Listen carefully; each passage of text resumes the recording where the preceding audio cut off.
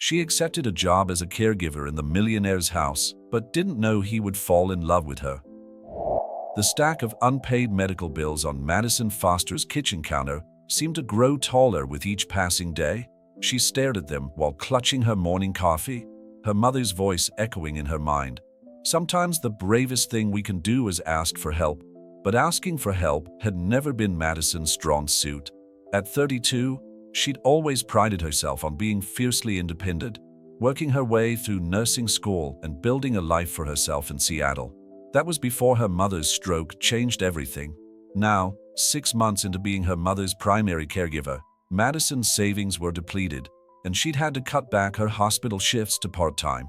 The ad she'd spotted on her hospital's job board felt like a lifeline. Live-in caregiver needed for rehabilitation patient in Greenwich, Connecticut. Competitive salary, private accommodation provided. Nursing experience required. The position would mean leaving Seattle, but the salary was triple what she was making now, enough to pay for her mother's specialized care facility and still have something left over to rebuild her life. After 3 rounds of interviews, background checks, and reference calls, she'd gotten the job. What the employment agency hadn't mentioned was that her new patient was Alexander Reed, the 38-year-old tech mogul whose company had revolutionized cybersecurity. Standing in the circular driveway of the Reed estate, Madison smoothed her navy blazer and gripped her small suitcase. The Georgian-style mansion loomed before her, its limestone facade gleaming in the autumn sunlight. Mrs. Henderson, the house manager who'd interviewed her, opened the heavy wooden door before Madison could even ring the bell. "Right on time, Miss Foster," Mrs. Henderson said, her silver hair pulled into an immaculate bun. "Mr. Reed appreciates punctuality." She led Madison to a soaring entryway, their footsteps echoing on the marble floors. "I trust you've reviewed the confidentiality agreement and schedule?" Madison nodded, taking in the understated elegance of her surroundings. No flashy displays of wealth, just quiet sophistication in every detail. "Yes, I have everything memorized." "Good. Mr. Reed's accident was 6 weeks ago. The spinal surgery was successful, but recovery has been." Mrs. Henderson paused, choosing her words carefully. "Challenging. He's not particularly receptive to assistance." They climbed the curved staircase to the second floor. "The previous 3 caregivers didn't last more than a week each," Mrs. Henderson continued. "Mr. Reed can be demanding. He's used to being in control, and this situation has been difficult for him to accept." Madison's stomach tightened, but she kept her voice steady. "I understand. I've worked with many patients struggling to adjust to temporary limitations. Sometimes the emotional recovery is harder than the physical one." Mrs. Henderson stopped at a set of double doors and gave Madison an appraising look. "Perhaps that's why you're here, Ms. Foster.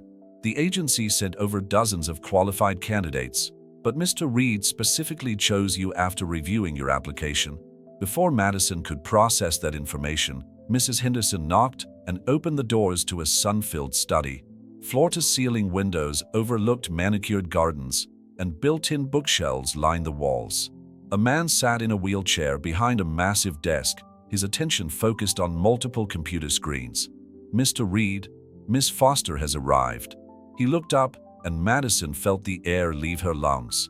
The magazines hadn't done him justice. Despite the shadows under his eyes and the tension in his jaw, Alexander Reed was strikingly handsome. Dark hair fell across his forehead, and his steel-gray eyes fixed on her with an intensity that made her pulse quicken. "You're late," he said curtly, though Madison knew she was exactly on time. She met his gaze steadily. "Actually, I'm right on schedule, Mr. Reed, and I believe in starting relationships with honest communication." Something flickered in his eyes, surprise, maybe amusement, before his expression hardened again. "Mrs. Henderson, please show Ms. Foster to her quarters. We'll begin at 7 a.m. tomorrow." He turned back to his screens, clearly dismissing them. As they walked to the east wing where the staff quarters were located, Madison's mind raced. She'd dealt with difficult patients before, but something about Alexander Reed unnerved her. Not his brusque manner or his obvious resistance to accepting help she'd expected those. No, it was the way he'd looked at her, like he could see right through her carefully constructed professional facade to the worried daughter underneath. She thought of her mother, now settled in the care facility Madison had chosen for her temporary stay.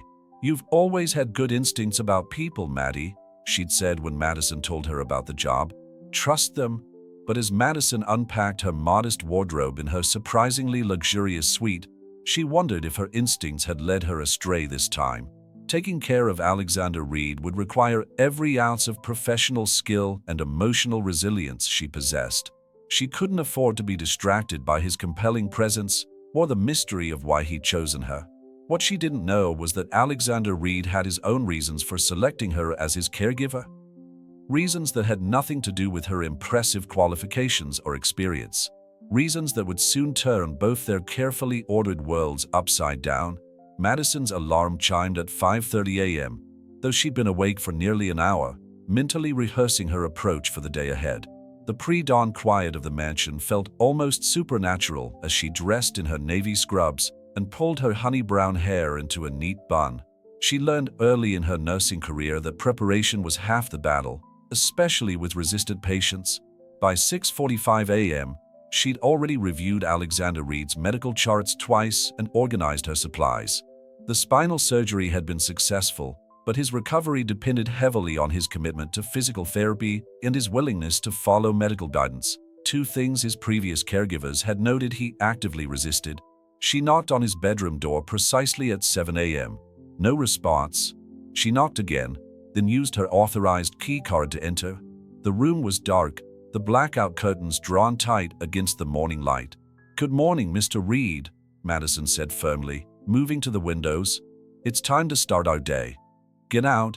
His voice was rough with sleep, but the command was clear. Madison paused at the windows.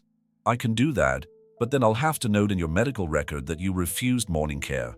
I imagine that would delay your recovery timeline significantly." Silence stretched between them. "Then, you fight dirty, Miss Foster." "I prefer to think of it as being thorough," she replied, hitting the button to open the curtains. Natural light flooded the room, revealing Alexander propped up in his king-sized bed, looking both exhausted and annoyed. His dark hair was tousled, and his jaw was shadowed with stubble. "Your physical therapist will be here at 9, Madison continued, moving efficiently around the room. "But first, we need to handle morning hygiene, medication, and breakfast." "I can manage on my own," he said, though they both knew that wasn't entirely true yet. Madison set out his morning medications. "Mr. Reed, you hired me to do a job. You can either work with me to achieve your recovery goals, or you can continue to fight me and extend your recovery time. The choice is yours, but I'm not leaving." He studied her for a long moment, and Madison forced herself to maintain eye contact despite the way his intense gaze made her stomach flutter. Finally, he gave a short nod.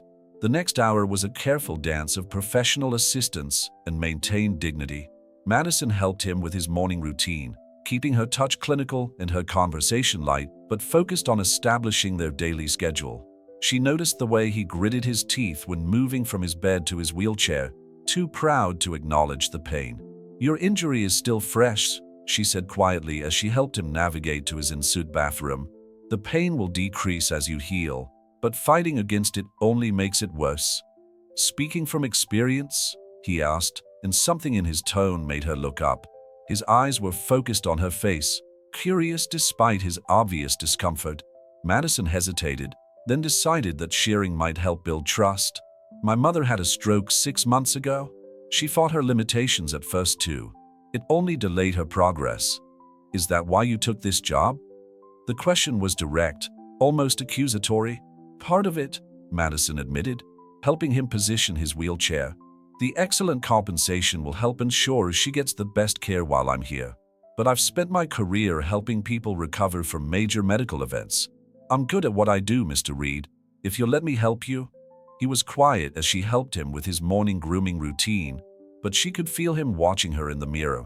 When she started to help him shave, his hand caught her wrist. "I can do this part," he said firmly.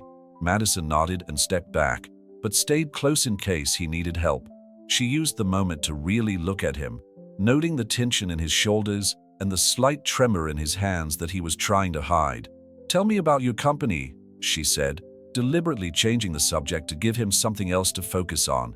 His hands steadied as he talked about Reed Technologies and their latest cybersecurity innovations. Madison listened, asking intelligent questions that showed she'd done her research. By the time they finished his morning routine and moved to the breakfast room, some of his initial hostility had faded. Mrs. Henderson appeared with breakfast, a protein-rich meal designed to support his recovery, and raised an eyebrow at seeing them together, clearly surprised that Madison had succeeded where others had failed. Your schedule today includes physical therapy at 9, followed by work time until lunch, Madison said, reviewing her tablet. The doctor recommended we add short walks in the garden between sessions to build your stamina. I have video conferences all afternoon, Alexander countered, his CEO persona settling back into place. Which you can take after our scheduled walk, Madison replied calmly. Your recovery needs to be your priority right now, Mr. Reed. Your company has survived 6 weeks without you in the office. It can handle you taking proper breaks to heal. He opened his mouth to argue, then stopped, studying her with that unsettling intensity again. You're not going to back down, are you? Not when it comes to your health, she said simply. A ghost of a smile touched his lips. I'm beginning to understand why I hired you, Miss Foster. Madison felt warmth bloom in her chest at the almost compliment, then immediately chided herself. She couldn't afford to care about his approval. She was here to do a job, to help her mother, nothing more. But as she watched him tackle his breakfast with renewed determination, she couldn't help but feel that there was something about Alexander Reed that made maintaining professional distance incredibly challenging. What she didn't see was the way his eyes followed her as she moved around the room, or how he noticed the grace with which she handled every task. And she certainly didn't notice how his expression softened when she wasn't looking, replaced by something that looked remarkably like admiration. 2 weeks into her new position, Madison had established a rhythm at the Reed estate.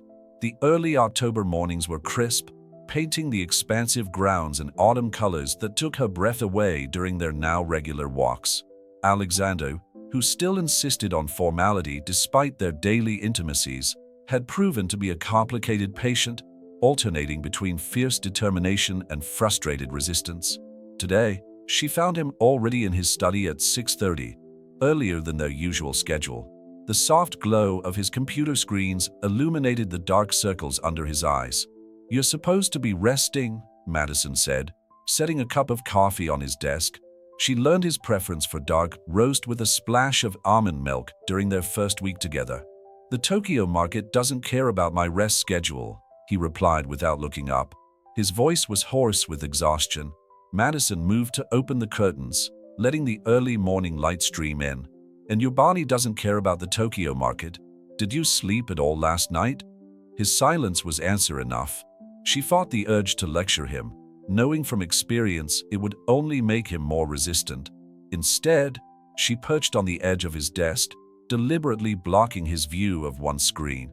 Mr. Reed, Alexander, he interrupted, finally looking up at her. After 2 weeks of helping me shower and dress, I think you can use my first name. Madison's heart skipped at the unexpected request, but she kept her voice steady. Alexander, then? You won't recover if you keep pushing yourself like this. What's really keeping you up at night? He leaned back in his wheelchair, running a hand through his disheveled hair. The gesture was so uncharacteristically vulnerable that Madison had to clench her hands to stop herself from reaching out to him. The board is meeting next week, he admitted. They're questioning whether I can continue as CEO while recovery. I need to prove I can still lead the company. Understanding dawned. So you're overworking yourself to prove them wrong, potentially sabotaging your recovery in the process? His jaw tightened. You don't understand. I built this company from nothing. It's all I have. Is it? Madison asked softly. She moved to the windows, needing distance from the raw emotion in his voice. From what I've seen, you have a brilliant mind, incredible determination, and people who believe in you. The company is what you've built, not who you are. When she turned back, Alexander was watching her with an expression she couldn't quite read. You make it sound so simple. It's not simple at all, she said. But killing yourself to prove a point won't help anyone. She crossed back to his desk and picked up his tablet. How about a compromise? We do your regular physical therapy and recovery work in the morning. Then I'll help you prepare for the board meeting in the afternoon. I used to help my mother with her business presentations. I'm pretty good at PowerPoint." A hint of amusement touched his eyes. "A nurse who moonlights as a presentation consultant? I contain multitudes," she said lightly, trying to ignore how his small smile made her pulse quicken. "Do we have a deal?" "On one condition," he said. "Have dinner with me tonight. Not as my caregiver, as yourself. Tell me about these multitudes." Madison's breath caught. Warning bells rang in her head, reminding her of professional boundaries and the complexity of their situation. But something in the way he looked at her, vulnerable and hopeful, made her hesitate. "That would be inappropriate," she said finally, hating how formal her voice sounded. "Why? Because you work for me? Because I'm temporarily in this chair? Or because you're afraid of what might happen if you let those carefully constructed walls down?" "All of the above," Madison admitted, surprising herself with her honesty. "I can't do my job properly if I blur the lines between professional and personal." "Your job is to help me recover," Alexander said quietly.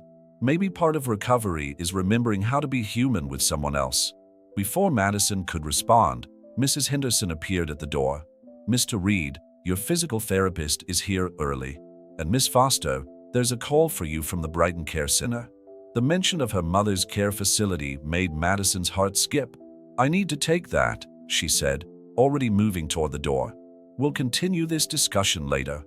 "Madison," Alexander called after her, the first time he'd used her first name. She paused but didn't turn around. "Thank you for seeing me as more than just your patient." She hurried from the room, her heart pounding. In the quiet of her suite, she took several deep breaths before returning the care center's call. As she listened to updates about her mother's progress, Madison tried to ignore the way Alexander's words echoed in her mind, or how desperately she wanted to say yes to dinner. What she didn't know was that Alexander had wheeled himself to the window, watching her cross the garden to take her call in private. He traced her path with his fingers against the glass, remembering how it felt to have her steady hands helping him each morning, how her quiet strength had begun to fill the emptiness he'd never acknowledged before his accident. For the first time since he'd hired her, he wondered if he'd made a terrible mistake, not in choosing her as his caregiver, but in thinking he could keep his growing feelings for her contained within professional boundaries. The call from Brighton Care Center left Madison shaken. Her mother had experienced a minor setback, nothing serious, but enough to remind Madison of how precarious their situation was. She spent her lunch break video chatting with her mother, forcing cheerfulness into her voice as they discussed the new physical therapy exercises. "You sound different, Maddie," her mother said, her speech still slightly slurred from the stroke. "Is everything all right with your new position?" Madison touched the screen, wishing she could hold her mother's hand. "Everything's fine. The work is challenging in unexpected ways." "Tell me about him," her mother said with knowing eyes. "Mom, it's not," Madison started then sighed. "He's brilliant and stubborn and impossible sometimes. But he sees me, you know, not just as a nurse or a caregiver, but as a person. And that scares you?" "I can't lose this job," Madison said quietly. "The salary is paying for your care and Madison Rose Foster," her mother interrupted firmly. "Don't you dare use me as an excuse to hide from living your life." After ending the call, Madison made her way to the estate's sun-filled conservatory where Alexander was finishing his afternoon physical therapy session. She paused in the doorway, watching him work with determination through each exercise despite the pain evident on his face. "Your form is improving," she said, stepping into the room as the therapist packed up his equipment. "High praise from my toughest critic," Alexander replied, wiping his face with a towel.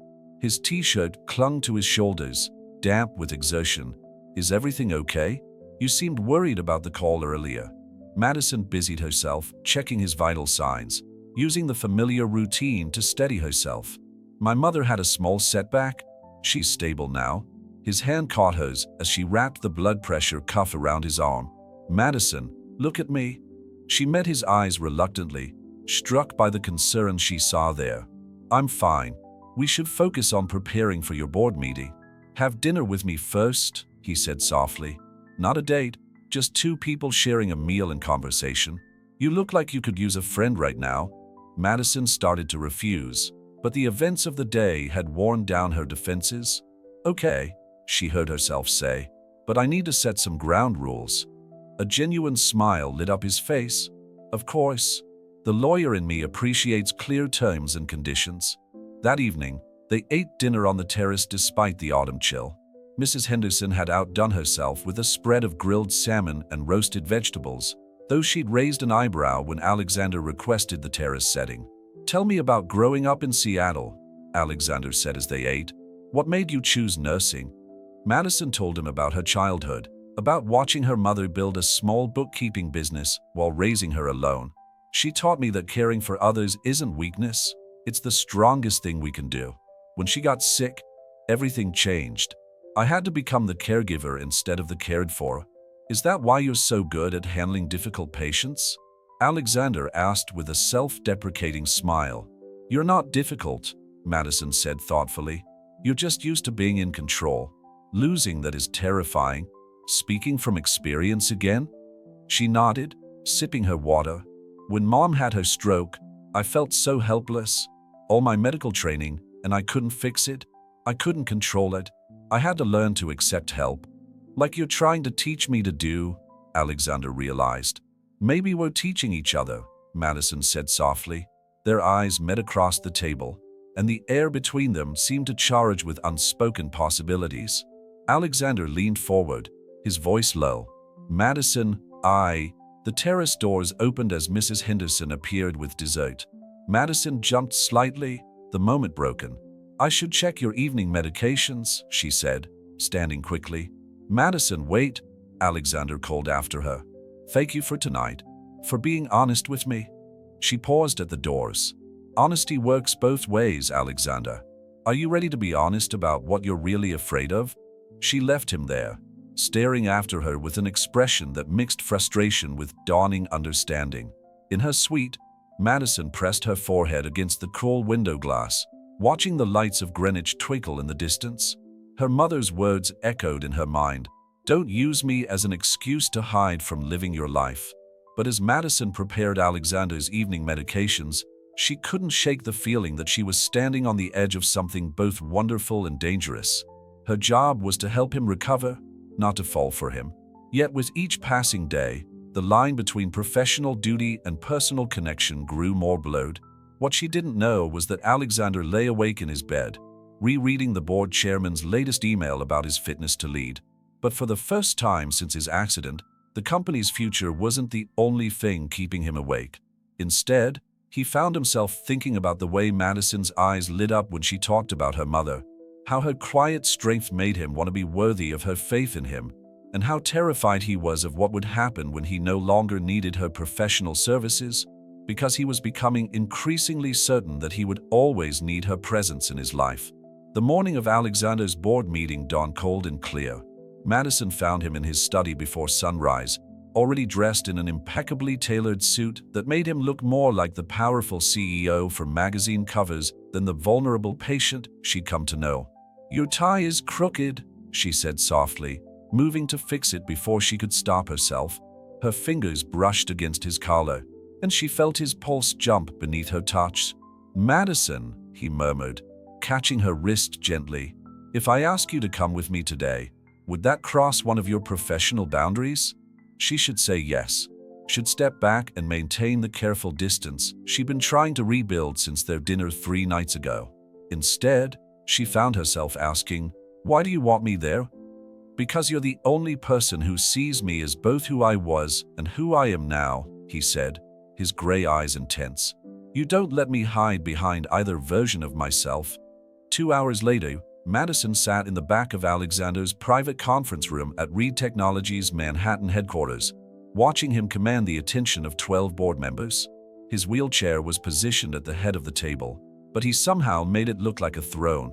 "Our latest cybersecurity platform has already secured contracts with 3 major financial institutions," Alexander was saying, his voice steady and authoritative. "The accident hasn't affected my ability to lead this company. If anything, it's given me a new perspective on resilience and adaptation."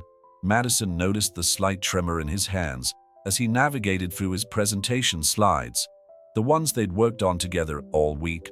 She saw the pain he was hiding when he shifted position, the way his jaw tightened almost imperceptibly. "And what about your recovery timeline?" asked Regina Walsh, a sharp-eyed board member. "The company needs stability.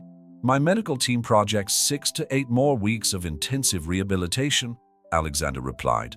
"Miss Foster, my healthcare coordinator, can speak to the details of my progress." Madison felt all eyes turn to her. She stood, channeling the professional confidence she developed over years of medical consultations. "Mr. Reed has exceeded all recovery benchmarks for his injury type.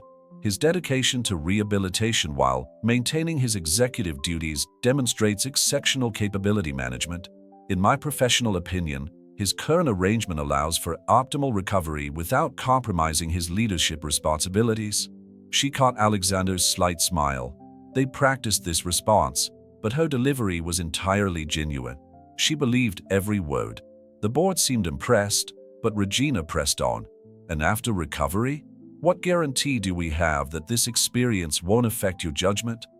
"With respect, Ms. Walsh," Alexander leaned forward, his voice taking on an edge Madison recognized from their early morning arguments about physical therapy. "This experience hasn't impaired my judgment, it's sharpened it. I built this company understanding that innovation comes from overcoming challenges. My recovery is teaching me new ways to adapt and grow, lessons that will only make Reed technology stronger." By the time the board voted unanimously to maintain Alexander's position as CEO, the autumn sun was high in the Manhattan sky. As the board members filed out, Regina Walsh paused by Madison's chair. "Excellent presentation," she said quietly. "Though I suspect your influence extends beyond healthcare coordination." Her knowing look made Madison's cheeks warm. Alone in the conference room, Alexander let out a long breath, some of his CEO persona falling away. "Thank you for being here today." Madison began gathering their materials. "You did all the hard work. I just confirmed what they could already see." "Madison?" Something in his voice made her stop and look at him. "I meant what I said about learning to adapt and grow. Before the accident, I thought strength meant never needing help. You've taught me it actually means knowing when to accept it." She perched on the edge of the conference table, close enough to catch the faint scent of his cologne. "Is that why you really hired me? To learn that lesson?" "I hired you because your application showed someone who understood that healing isn't just physical," he said softly. "I kept you because you never let me hide from myself. And now..." He moved his wheelchair closer until their knees almost touched. "Now I'm terrified of the day I won't have a professional reason to keep you in my life." Madison's heart thundered in her chest. "Alexander, we can't." "Can't what?" "Acknowledge that there's something happening between us? That every morning I wait to hear your footsteps in the hallway? That watching you read medical charts with your hair falling out of that ridiculous bun makes me want things I shouldn't want from my caregiver?" "I have 6 more weeks on my contract," Madison whispered, her professional resolve wavering under the intensity of his gaze. "I can't be what you need right now." "You already are what I need," he said. "The question is, what do you need, Madison?" Before she could answer, his phone buzzed with messages from the executive team waiting to discuss the board meeting. The moment stretched between them, full of unspoken words and complicated emotions. "We should head back to Greenwich," Madison said finally, standing and smoothing her skirt. "You have physical therapy at 3? Alexander nodded, accepting her retreat for now. But as they rode back to the estate in his private car, Madison couldn't stop thinking about his question. What did she need? Her mother's care was secure now, her own financial situation stabilizing.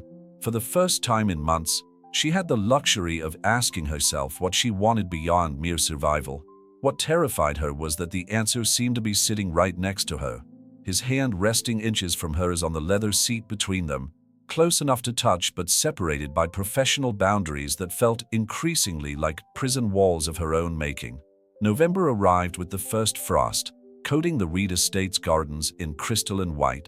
Madison stood at her suite's window, watching the groundskeepers prepare the property for winter. 2 weeks had passed since the board meeting, and every day felt like walking a tightrope between maintaining professional distance and acknowledging the growing connection between her and Alexander.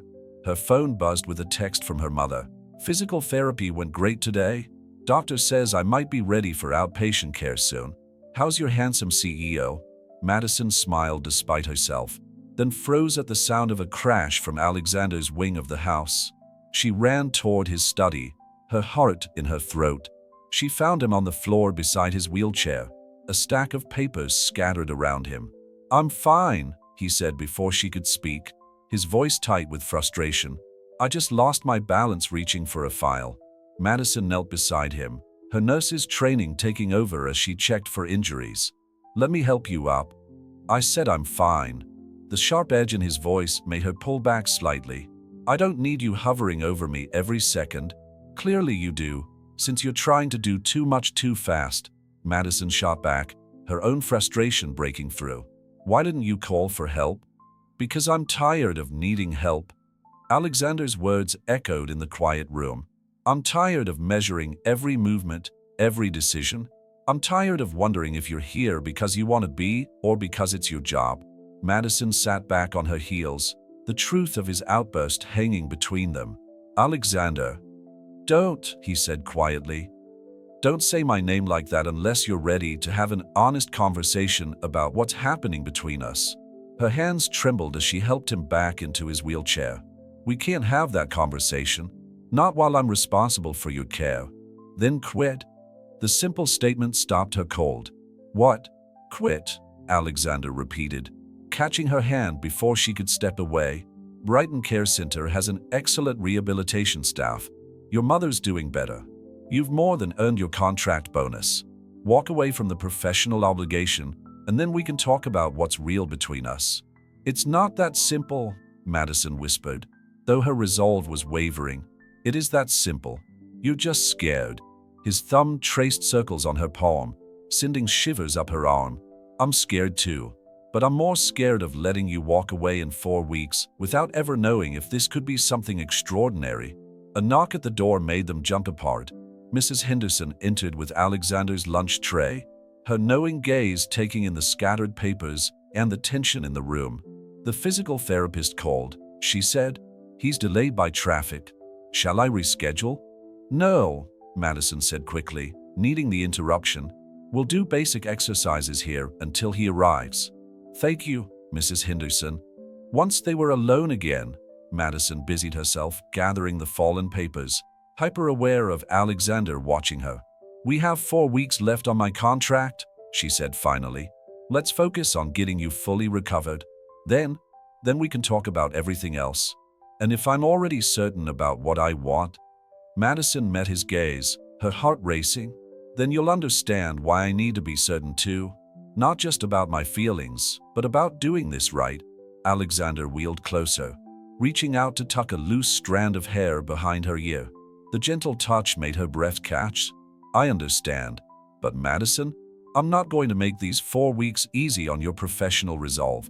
She should have reprimanded him for that statement, should have reinforced boundaries and maintained distance. Instead, she found herself smiling. "When have you ever made anything easy for me, Mr. Reed?"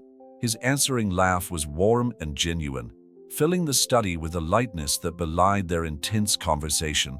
As Madison guided him through his exercises, she noticed how his strength had improved, how his movements were more fluid and controlled. He was healing, growing stronger every day. What scared her was the realization that as his body grew stronger, her emotional defenses were growing weaker. Every shared laugh, every accidental touch, every loaded glance chipped away at the professional walls she'd built. That evening, after completing his care routine, Madison retreated to her suite and called her mother. "I think I'm in trouble, Mom," she admitted, curled up in her window seat.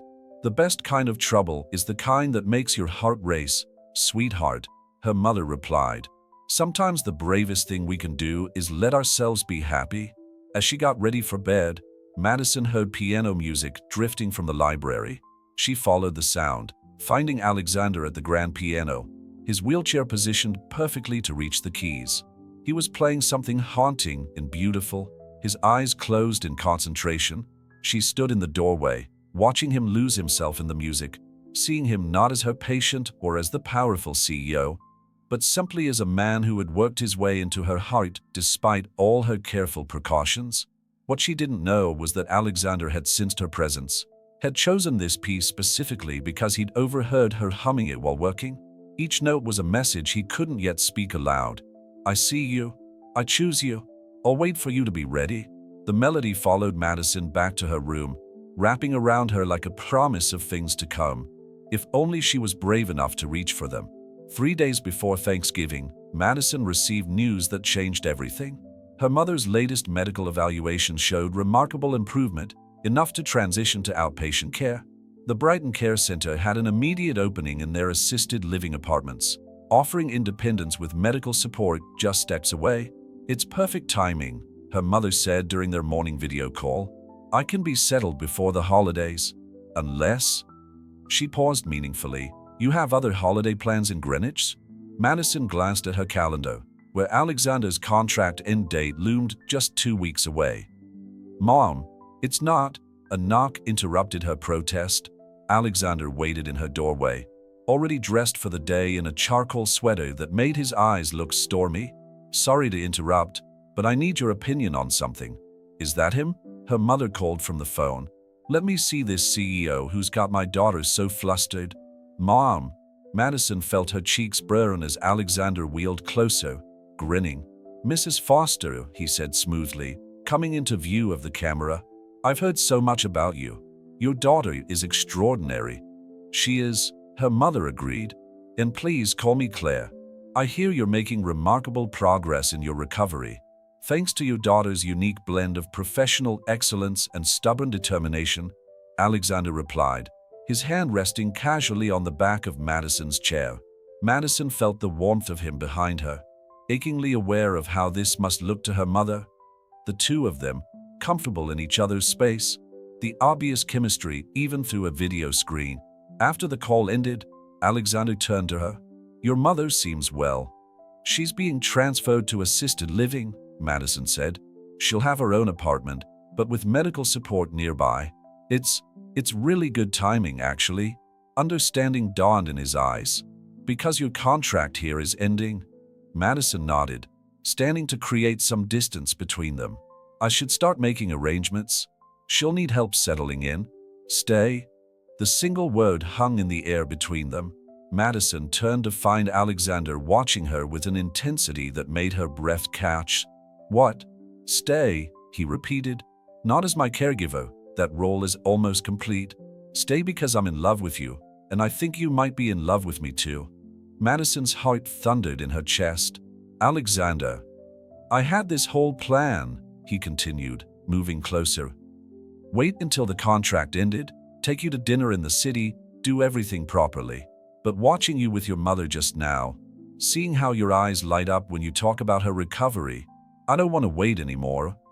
I can't just… Yes, you can, he interrupted gently. Your mother is stable. My recovery is almost complete. The only thing holding you back is fear. It's not that simple, Madison protested, though her resolve was crumbling. What about professional ethics? What about your board? I checked with HR last week. Once your contract ends, there are no ethical conflicts. A smile tugged at his lips. As for the board, Regina Walsh already thinks we're together. She told me at last week's meeting that you're the best thing that's happened to the company's leadership. Madison sank onto her window seat, overwhelmed. You've really thought this through. I've thought of nothing else for weeks. Alexander moved to join her, taking her hands in his. I love how you push me to be better while supporting me when I struggle. I love your dedication to your mother, your passion for helping others, the way you hum when you're concentrating. I love that you saw me at my worst and chose to see the best in me anyway. Tears pricked Madison's eyes. I do love you, she whispered, but it terrifies me. Good, he said, reaching up to cup her cheek, because it terrifies me too. But some things are worth being scared about. Later that evening, after completing what would be one of their final therapy sessions, they sat in the library. Alexander had progressed to using a cane for short distances, and he stood carefully, moving to the piano. I have something else to show you, he said, patting the bench beside him. I've been practicing. Madison sat next to him, their shoulders touching. He began to play the piece she'd heard that night weeks ago. But this time there was a new confidence in the notes. "This was my mother's favorite piece," he said softly, still playing. "I stopped playing after she died. Couldn't bear it. But when I heard you humming it, it felt like a sign. Like she was telling me it was time to let someone else in." Madison rested her head on his shoulder, feeling the music vibrate through them both. "Tell me about her?" As Alexander talked about his mother, his hands still moving over the keys, Madison felt the last of her resistance melting away. This wasn't just about romance or chemistry. It was about two people who had found each other at exactly the right moment, who had healed each other in ways that went far beyond the physical. "Stay for Thanksgiving," Alexander said as the piece ended. "Your mother too. Let's start building something new together." Madison turned to face him, seeing all their possible futures reflected in his eyes.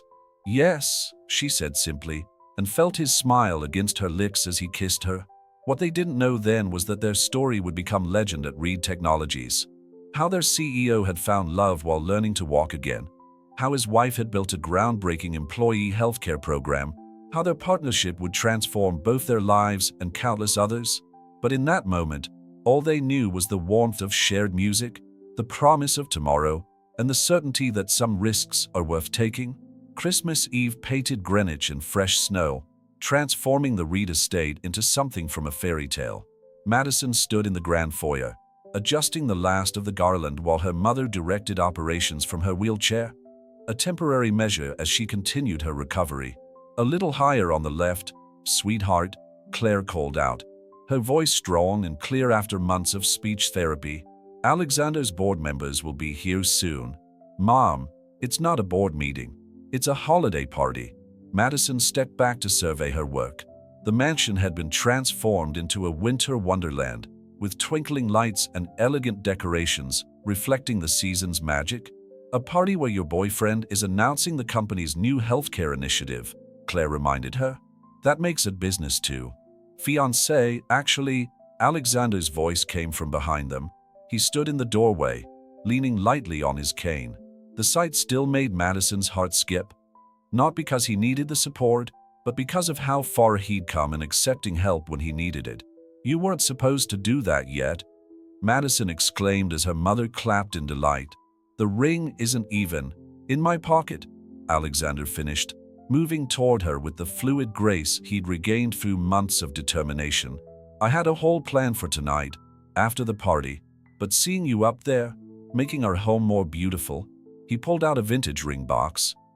"Some moments you just can't plan." Madison descended the ladder as her mother discreetly wheeled herself toward the kitchen, giving them privacy. Alexander took Madison's hand, his gray eyes bright with emotion. "6 months ago, I thought I'd lost everything that made me who I was," he said softly. "Then you walked into my study, challenged every wall I'd built, and showed me that sometimes our greatest strength comes from letting ourselves be vulnerable with the right person." He opened the box, revealing a stunning antique diamond ring. "This was my grandmother's. She gave it to me before she died, said to save it for someone extraordinary. Will you marry me, Madison Foster?" Tears blurred Madison's vision as she nodded. "Yes," she whispered.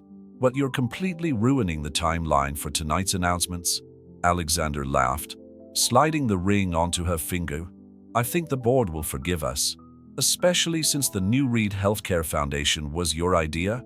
"Our idea," Madison corrected, thinking of their late-night discussions about improving healthcare access, inspired by both their mothers' experiences. "Speaking of which, you need to change for the party." "Yes, Nurse Foster," he teased, pulling her close for a kiss. "That's future Mrs. Reed to you," she murmured against his lips. Hours later, the mansion filled with board members, employees, and their families.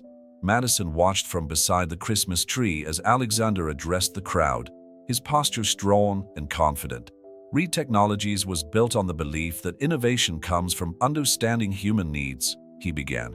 "This past year taught me that the greatest innovations often come from our most challenging moments, which is why I'm proud to announce the launch of the Reed Healthcare Foundation, a non-profit organization dedicated to making quality healthcare accessible to all." Applause filled the room as Alexander continued, outlining their plans for employee healthcare reform and community outreach programs. Madison felt her mother's hand slip into hers. "You did good, kiddo," Claire whispered. "Both of you." After the party, Madison and Alexander walked through the snow-covered garden, her arm linked through his for support that had nothing to do with physical need. "Do you know what today is?" he asked, stopping by the terrace where they'd had their first dinner together.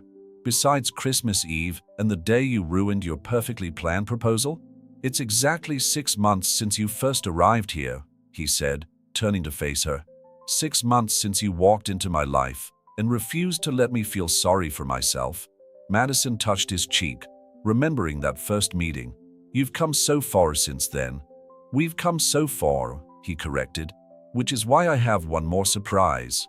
He nodded toward the house, where soft piano music began drifting through the open doors. "May I have this dance?" Madison's breath caught as she recognized the piece, his mother's favorite, now their song. Alexander set his cane aside and took her in his arms, moving with the quiet confidence of a man who had learned that strength comes in many forms. As they danced in the falling snow, Madison thought about all the moments that had led them here. The early morning arguments, the breakthrough therapy sessions, the quiet conversations that had slowly torn down their walls. She thought about how love sometimes arrives disguised as a job opportunity, and how the bravest thing we can do is let ourselves be happy. "What are you thinking about?" Alexander murmured in her ear. "About how sometimes the best stories start with a help wanted ad," she replied, smiling up at him. "And end with a beginning," he finished, drawing her closer as the snow fell around them. Each flake a promise of all the chapters yet to come. Inside, Claire watched them through the window, smiling as Mrs. Henderson brought her a cup of tea. "Love's a funny thing, isn't it?" the housekeeper said. "Sometimes it takes a broken heart to show us what makes us whole, or a broken body to show us what makes us strong," Claire added, thinking of her own recovery journey. Outside, Madison and Alexander continued their dance, their footprints in the snow tracing the path of two lives that had found their way to each other against all odds. The Christmas lights twinkled above them like stars, blessing the end of one chapter and the beginning of countless more. What they knew now, that they hadn't known 6 months ago, was that sometimes the greatest love stories aren't about perfect people finding each other, but about imperfect people choosing each other, healing each other, and building something beautiful from life's unexpected challenges. That sometimes what starts as a professional obligation can end as a profound connection that transforms not just two lives, but countless others through its ripple effects of compassion, understanding, and hope. The music played on, carrying their story into the future they would build together, one step at a time.